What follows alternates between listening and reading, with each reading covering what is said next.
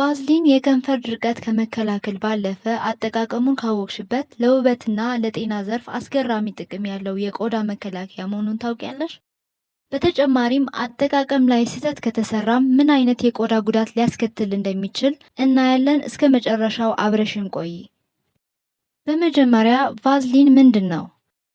አብዛኞቻችን የምናስበው ቫዝሊን ቆዳን ያረጥባል ብለን ነው። ነገር ግን በሳይንስ ሲታይ ቫዝሊን ራሱ እርጥበት ሰጪ ሳይሆን እርጥበትን በቦታው እንዲቆይ የሚቆልፍ ነው።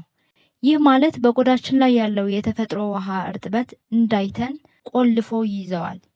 ለዚህም ነው ቫዝሊን ደረቅ ቆዳ ላላቸው ፍቱን መፍትሄ የሚሆነው። ነገር ግን ቫዝሊን ከመቀባትሽ በፊት ማወቅ ያለብሽ ቫዝሊን የምትቀቢው የቆዳሽ ክፍል እርጥብ መሆኑን እርግጠኛ መሆን አለብሽ። ምክንያቱም በደረቀውና በቆሸሸው ቆዳሽ ላይ ቫዝሊን በምትቀቢበት ሰዓት እርጥበቱን ሳይሆን የደረቀውና የቆሸሸውን ቆዳሽ ቆልፎ በመያዝ ይልቁንም ቆዳሽ እንዲጎዳ ያደርገዋል። ስለዚህ ቫዝሊን ስትቀቢ ቆዳሽ እርጥብና ንጹህ መሆኑን ሁልጊዜ እርግጠኛ መሆን አለብሽ። ስለ ቫዝሊን ይህን ካልኩሽ፣ አሁን ደግሞ የቫዝሊን አስገራሚ 16 ጥቅሞችን እናያለን። በተለይ ደግሞ 14ተኛው በጣም ይጠቅምሻል። አንደኛ፣ ስላጊንግ ወይም ደግሞ የፊት እርጥበት መቆለፊያ። ከመተኛትሽ በፊት ታጥበሽ እርጥበት ሰጪ ክሬም ወይም ሞይስቸራይዘር ከተቀባሽ በኋላ ቫዝሊን በላዩ መቀባት። ይህም እርጥበት እንዳይወጣ በመቆለፍ ጠዋት ላይ ቆዳሽ እንዲያንጸባርቅ ያደርገዋል። ሁለተኛ፣ ጥፍርን በፍጥነት ለማሳደግ። ጥፍሮችሽ ሁልጊዜ የሚሰበሩና የማያድጉ ከሆነ ይህንን በየቀኑ ሞክሪ። ጥቂት ቫዝሊን በመውሰድ በጥፍሮችሽ ቆዳ ስር ቀብተሽ በቀስታ ማሸት። ይህ እርጥበትን ቆልፎ በመያዝ የደም ዝውውር እንዲጨምር በማድረግ በጥቂት ቀናት ውስጥ ጤናማና ጠንካራ ጥፍሮችን እንዲኖርሽ ያደርጋል። ሶስተኛ፣ የቆዳ መጨማደድ ለመከላከል። የአንድ ሰው እድሜ እየጨመረ በሚሄድበት ጊዜ የቆዳውን የተፈጥሮ ዘይት እየቀነሰ ይሄዳል። በዚህም ምክንያት ነው የቆዳ መጨማደድን የሚያጋጥመው። ቫዝሊን ደግሞ ያንን የጎደለውን የተፈጥሮ ዘይት በመተካትና ቆዳሽ እርጥብ ሆኖ እንዲቆይ በማድረግ የቆዳ መጨማደድን ይከላከልልሻል። አራተኛ፣ ለስላሳ ከንፈር እንዲኖርሽ። ከንፈርሽ እየደረቀ ካስቸገረሽ ቫዝሊን ከትንሽ ስኳር ጋር በመቀላቀል ከንፈርሽ ለ30 ሰከንድ በቀስታ ማሸት። ይህም የሞቱ የቆዳ ህዋሳትን በማስወገድ ከንፈርሽ ለስላሳና አንጸባራቂ ያደርገዋል። አምስተኛ፣ የአይን ዙሪያ ጥቁረትን ለማስወገድ። ማታ ከመተኛትሽ በፊት በጠቆረው አይንሽ ስር ላይ ቫዝሊን መቀባት። ይህን በምታደርጊበት ጊዜ የቆዳሽን እርጥበት ቆልፎ በመያዝ ለስላሳውን የቆዳ ክፍል በመመገብ የአይን ዙሪያ ጥቁረትን ያጠፋልሻል። ስድስተኛ፣ ለፀጉር እንደ ጄል ለመጠቀም።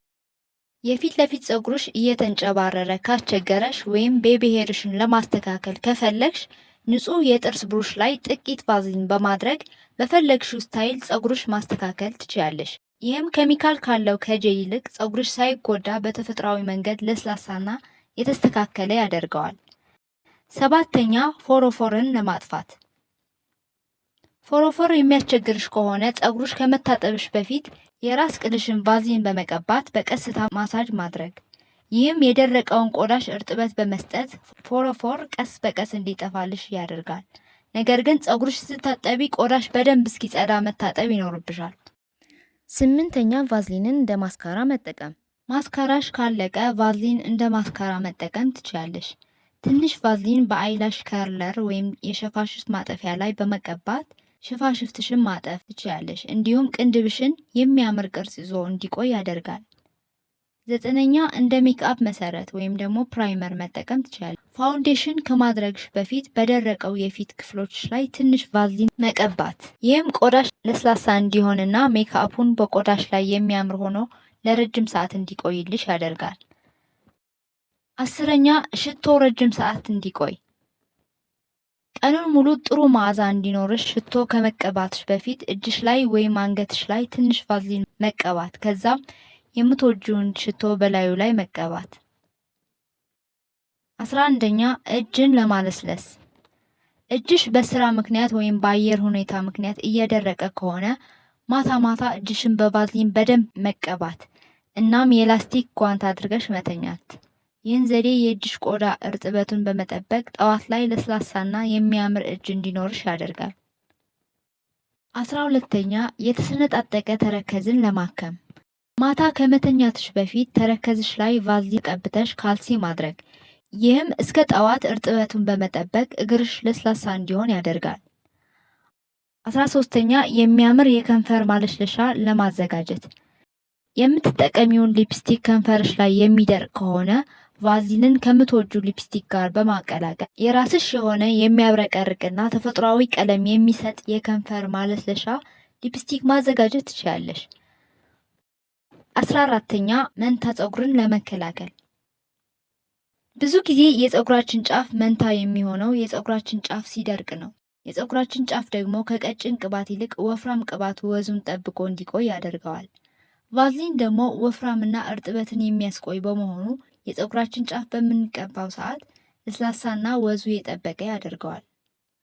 15ኛ ሼቭ በማድረግ የሚመጡ ቁስለትና ድርቀት ለመከላከል ሼቭ በምታደርግበት ጊዜ በቆዳ ላይ የሚከሰት ጭረትና መድረቅ የሚያስቸግርሽ ከሆነ ሼቭ ከማድረግሽ በፊት በመጀመሪያ ቆዳሽ ላይ ቫዝሊን መቀባት። ይህም ምላጩ በቀላሉ እንዲንሸራተት በማድረግ ጭረትንና ድርቀትን ይከላከልልሻል። 16ኛ ትናንሽ ቁስሎች ለመከላከል ትናንሽ ቁስሎችሽ ላይ ቫዝሊን በመቀባት ይህም ቫዝሊን እንደ መከላከያ ሽፋን ሆኖ አቧራና ባክቴሪያ እንዳይገቡ በመከላከል ቁስልሽ በፍጥነት እንዲድን ያደርጋል። ይህም ብቻ አይደለም፣ ቫዝሊን ለተጣበቀ ዚፕ ለማፍታታት፣ ጫማን ለማስዋብ፣ የምላጭን ዕድሜ ለማራዘም ይጠቅማል። ስለዚህ ቫዝሊን ለቆዳሽ በትክክለኛ መንገድ ከተጠቀምሽበት ከውድ ክሬሞች የበለጠ የውበትሽ ሚስጥር ይሆናል። ማሳሰቢያ፣ የፊትሽ ቆዳ ቅባታማና ለብጉር ተጋላጭ ከሆነ ቫዝሊን ባትጠቀሚ ይመከራል። ቪዲዮውን ከወደድሽው ላይክ እና ሼር ማድረግ እንዳትረሺ። እንዲሁም እንደዚህ ያሉ ጠቃሚ ቪዲዮዎች እንዲደርሱሽ ሰብስክራይብ አድርጊ። ባይ